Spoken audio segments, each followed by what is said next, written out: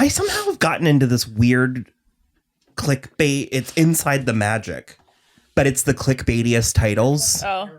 Do you know them? Yeah.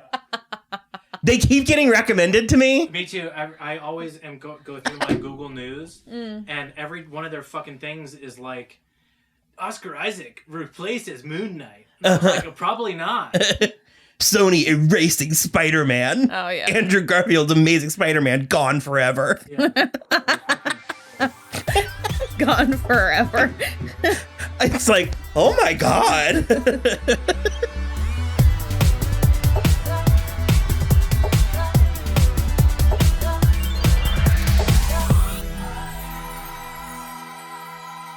Hello, everybody. I'm Will. And I'm Kristen. And this is So I'm Watching This Show, your new favorite pop culture YouTube channel where we talk about movies, TV, music, and more. But more specifically, this is So I'm Watching The Flight Attendant, Season 2, Episode 6. Brothers and sisters.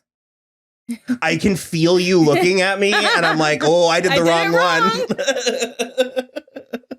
I was so proud for getting back onto the YouTube. You did it right, though. Yeah, you did it right.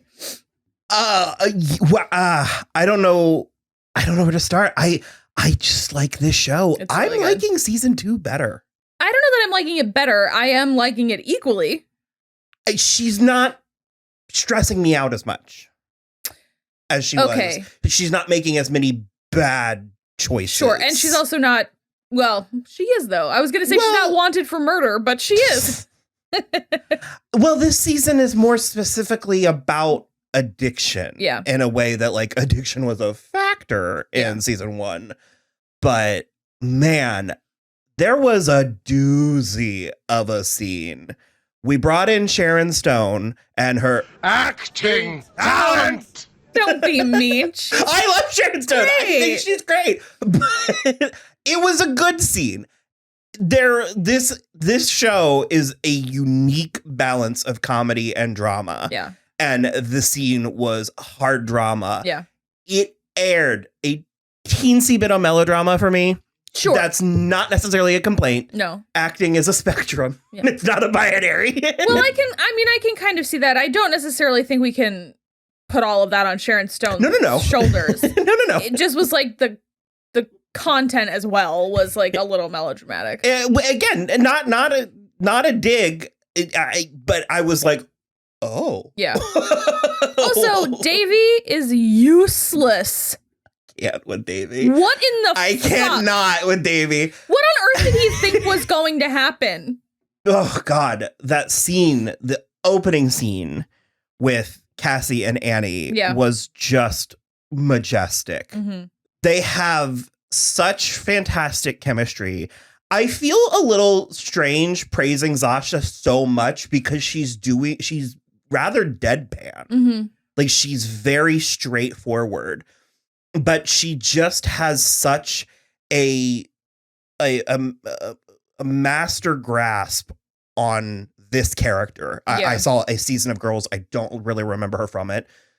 She gets more to do later. I think I mentioned it before. I remember she had a lot of like buns. Yeah. I mentioned it in one of the other episodes, but I saw it again last night. There is apparently this episode that's like later in the series where they are all away on a trip and Shosh gets wasted. Mm-hmm. And Marnie is being a very type A person, much like Cinderella. And she basically is like, everything. Buy Fairy Tale on Amazon.com. She's like, everything would have been fine if we had done any of the things I planned for this trip. And Shoshana's just in the background and she's like, shut up. It's so funny. We've watched a lot of media recently, Euphoria, dealing with addiction. Yeah. Like I said, I have some personal experience with it, but it truly is the kind of thing that it's like, I genuinely understood both sides of that conversation. This show captures self-loathing in such a brilliant way. Yeah. I also noticed I couldn't pinpoint if it was intentional or just a side effect of production, but in her mind palace, the different Cassies sound different. Oh. The audio quality was different. And I couldn't tell if that was just they were filming on a certain soundstage. I don't know. Or if it was an intentional thing to just an aside. Maybe. wanted to point that out. But her absolute self-loathing and desire to have Annie let her have it. And Annie actually, she just handled the situation so well. Yeah. With like, let's make a list of things you're good at. And then realizing that, okay, we're starting from square one. Yeah. You know, and like, all right. So now we tell the truth. And Max is handling things so well. Well, I'm so nervous. He's cool and fresh as a daisy because his shirt is not buttoned ever. I love it. It was so funny. There was an entire scene where he's just in the kitchen too. Yeah. In the kitchen, open, wearing a shirt. Love it. Open. Why not? No explanation. It makes me nervous for him that he's being so accommodating and that he's being so understanding. And it's, I mean, he's been angry with her. But they keep reaching a very reasonably. So, but yeah, we were talking about Davey. So they go on this trip anyhow. Well, she gets the call from his husband. Yeah. They're married. They're married. And he's sort of like, oh yeah, Davey said you needed extra help. So how are you doing? He stayed to help you. Yeah. And so she's already like, what the fuck? And Davey is such a valid perspective. Like that there are people in the world that are like that. And it's not me. I'm more of a Cassie. I do love, though, that she waits until the doors on the plane close. It was so ominous. And I was waiting for like a bomber or something. She's like, so I drank last night. I don't want to really hear about it. And he gets very self-righteous and indignant. And she's like, well, I didn't have a year anyway, so I slipped up a lot. So forget it. Like, and then fucking Carol. Okay, what's Carol's deal?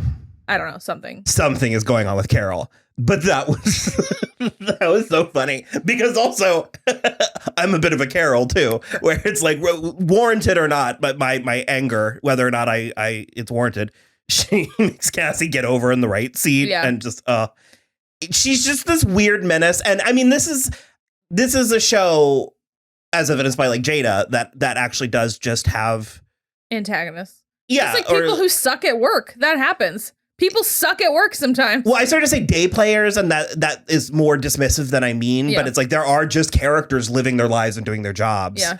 To contrast against the international espionage. So the thing that was the most suspicious for me about Carol is when Davey was like, "No one's even sitting in this seat," and she, "Don't raise your voice at me," and I was like, he didn't.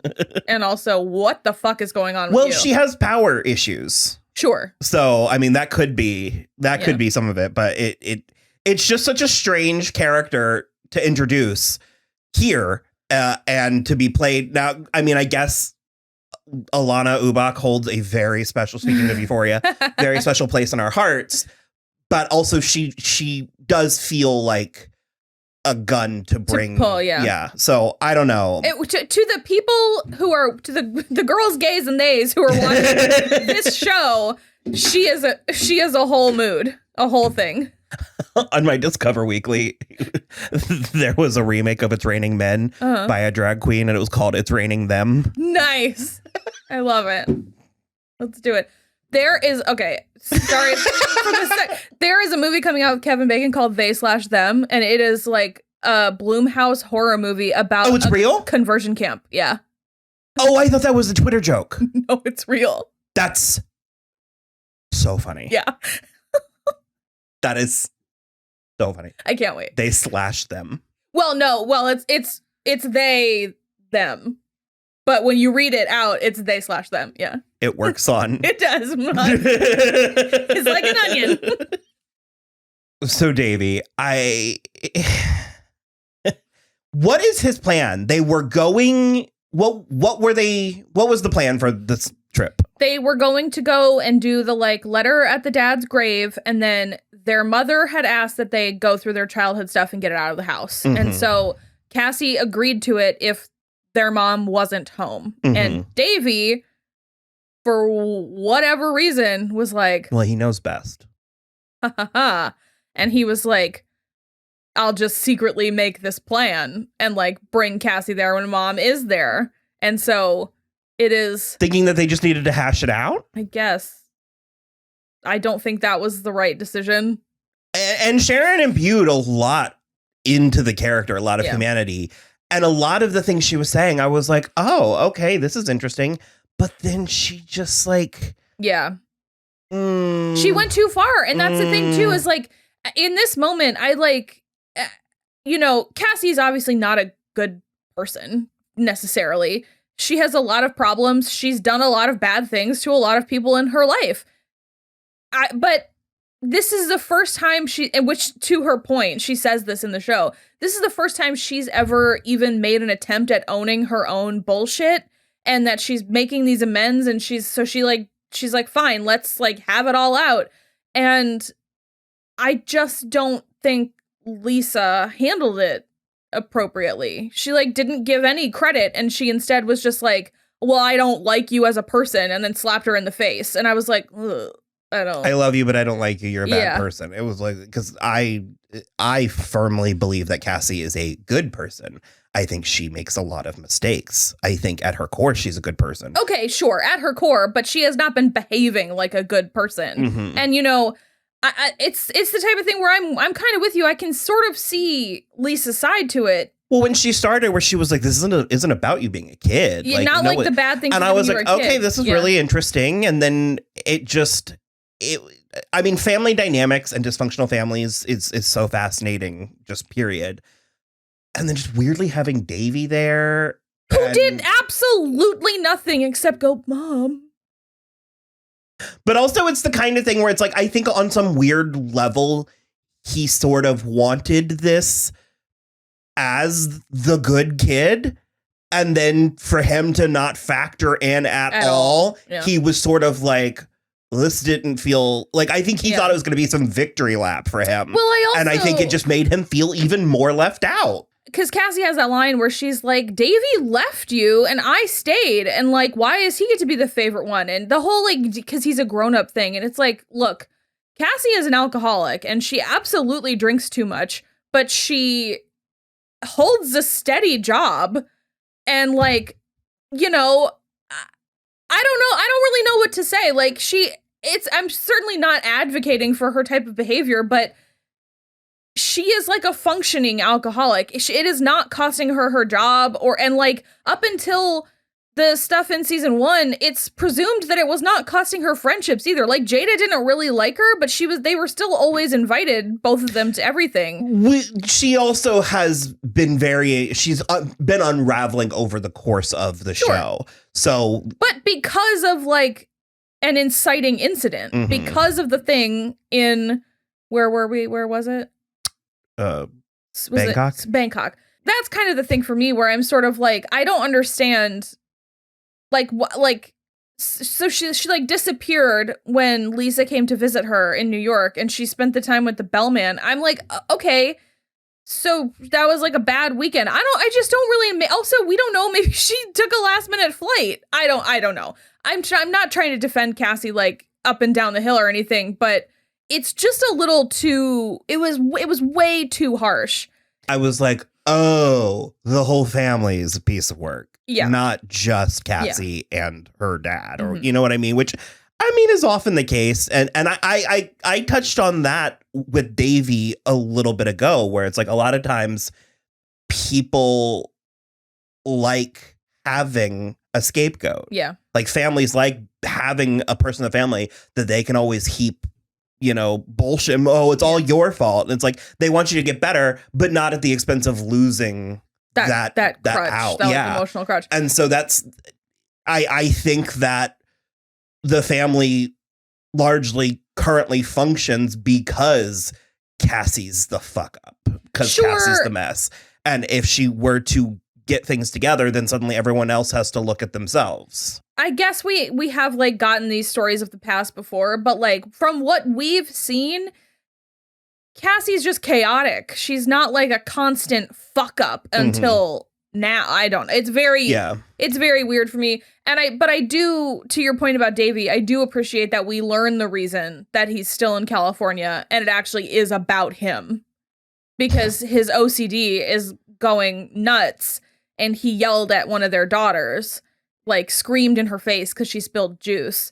And so he just was like, I needed like time away. And then after, obviously, the North So he just Koreans focused on. well, so he just was like, he just wanted to like not be around, I guess. And so the North Koreans find them at Lisa's house, and Cassie's like, we gotta go. And so she finally explained some of the stuff to Davey, who blows up a car with some Chekhov's fire. I was like, this is a weird plot, but it paid off. It did pay off. And then they like obviously make it to the plane. It was very Riverdale that way with the phew, we made it. It's fine, we made it. Don't worry about it. But he's like clutching his winter coat, and he's like, suddenly my problems don't seem so serious. So as soon as we get back, I'm going to book a flight back to Denver. Is that okay? And she was like, yeah, totally. It'll be fine. Yeah, but unbeknownst to him, Esteban and Gabrielle.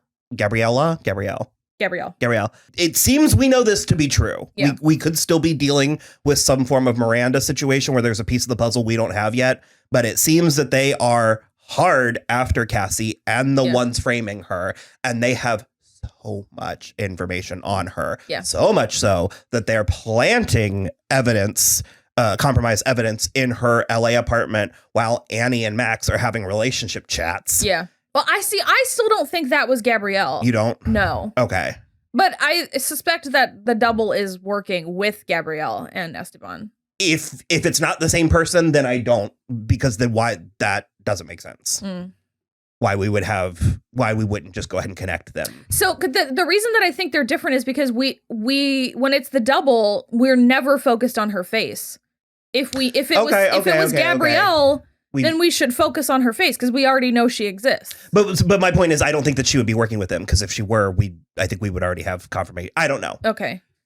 Then they can't be the ones planting the evidence. Yeah, someone planted a knife. We'll go with the blonde double, planted the knife. But again, while Annie and Max were just like yapping away. Yeah, came in the back door. And they have already been, by the way, taken hostage in this apartment, and then Cassie went. I don't know why they bother closing the doors. Well, I just am like, you're not locking the back door? Are you out of your goddamn mind? She was very cavalier too, because Annie was in the kitchen and the double was just like walking by the window. But they also broke into Lisa, Sharon Stone, their mother's house. Yeah. And either planted evidence or compromised evidence. Because Cassie said something about having a viewfinder as a kid. I don't know. I think they either planted that or procured her. I don't know. I almost feel like they just came in and sprayed the perfume. On a note. Well, left a note that said IOU. Yeah. I don't know. The double's different. I think Gabrielle and Esteban and the double are different. Well, especially because I feel like Annie went in the house as well. I think she would have smelled the perfume if it was Gabrielle, because it's apparently this bonkers expensive perfume. So it can't be Gabrielle. Okay. Regardless. It's actually not regardless, but noted. Good point. Good work, team. They found out that one of the slides is a boat registration. Yeah. And fucking Jenny. Because Davey knew it, because he went on that whale thing with Jenny. Yeah. And she wouldn't stop talking about her boyfriend, so he went up to the bridge to talk to the actual boat people. And so for a hot minute, I was like, Jenny. And you were like, and I was like, oh, so they're making sure that she is a presence in this show. Yeah, I don't know. To whatever end. And then the double showed up and shot the Milky Eye agent right through the head. In the good eye. Yeah. Right through the good eye. There was intent. Yeah. She knew what she was doing. So that is also after the fact that Cassie got a phone call from Dot, who was like, hey. So Dot Benjamin is adamant that Cassie's a person of interest. Yeah. He showed up at her house. In the Echo Lake Park. Uh-huh. Yeah. He showed up at her house, and then Dot had a conversation with him where Dot was like, leave Cassie alone. Yeah. Essentially. And neither of them trust each other. Well, she definitely doesn't trust him. And he was sort of spying on her. Yeah. And he also called Shane to question Shane about Cassie. Yeah. And Shane seems to be Team Cassie at this point. Yeah. So he's basically like, we're going to leave aside the damage you did to my relationship and this other stuff. And you can't trust the CIA right now. You need to speak to me before you speak to everyone. And she's like, well, Dot wants me back in town. So like, I need to go speak to Dot. And he's like, you absolutely need to talk to me first. We need to figure out what's going on. She tells him about the boat registration. But Dot was because with the last Dot plot we had, that was funny. The last Dot plot we had, Cassie had left her like 40 drunken voicemails, and Dot was not concerned about that at all. So I'm so curious. Me too. We saw Benjamin watching her get in her car, but that was the last that we saw. Yeah. I don't know. I'm very interested. Dot also made mention that like the milky-eyed guy was Benjamin's like gopher. His like lackey. And she was like, you saw him in Berlin. You need to come back like right now. And Dot literally said, we have reason to believe that Berlin is linked to the CIA murders. Yeah. So I am so curious. I'm worried for Dot now. Yeah. There's only 2 episodes left. I'm really interested to see how this is going to wrap up. We had Megan's plot. Mm-hmm. It was necessary plot, but it wasn't exactly fun. Yeah. Because honestly, whose side are you on? Are you on Megan's side or are you on Bill's? I'm on both of their sides in different ways. Because while I understand her being like, we were treading water in our marriage, we understand how she got there. Yeah, I was bored. I didn't feel special. Like all of this stuff. That big watchword for this episode, because Cassie said that their dad made her feel special, and Lisa just always made her feel like a disappointment. Also, for clarity, Megan was never fully aware of what she was doing. She knew it was shady, but she didn't know she was stealing government secrets for North Korea. I think she did by the last thing she did. I think she realized. Okay. But at first she just was like, oh yeah, just like, I'm just saying she didn't answer a wanted ad in the paper that was like spies wanted, steal secrets from North Korea. Like, you know what I mean? Like it was sort of, she fell into it as much as one can. Yeah. It's sort of like how you can just sort of like accidentally become a drug dealer, and you're just like, You might be wondering how that could happen, but watch John Mulaney's stand-up. Yeah. It happens sometimes. So that's what I mean, is like in that sense, in the relationship sense, I'm on her team. In the like, Bill doesn't want to be prosecuted for life treason, I'm on his team. Like, I like, it sucks that he's calling the FBI, but like, she sort of made her bed. It was I was so curious to see how that scene was going to play out. It was really heartbreaking because he was taken by her being there. He got in the car. Because part of me was like, he's just going to storm off. No, he got in the car. And they had to talk. He heard her out and was like, okay, I have to do the right thing now. Yeah. And that was not the answer that she wanted. And a similar thing with her son. Like it was sad and gross.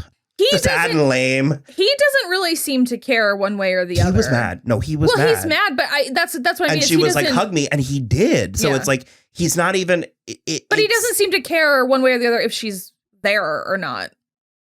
Oh, I think he does. It's like, I'm not mad, I'm disappointed. And it's like. That sucks from your 16-year-old kid. Yeah. Well, who has to fucking work to support the family now? Bill lost his job. They lost the house. Them. Yeah. The stakes are more than I thought when we were starting this. Well, because she stole files off his work computer. That was the last thing she did. Uh-huh. And he worked for the government. Yeah. I think that was it.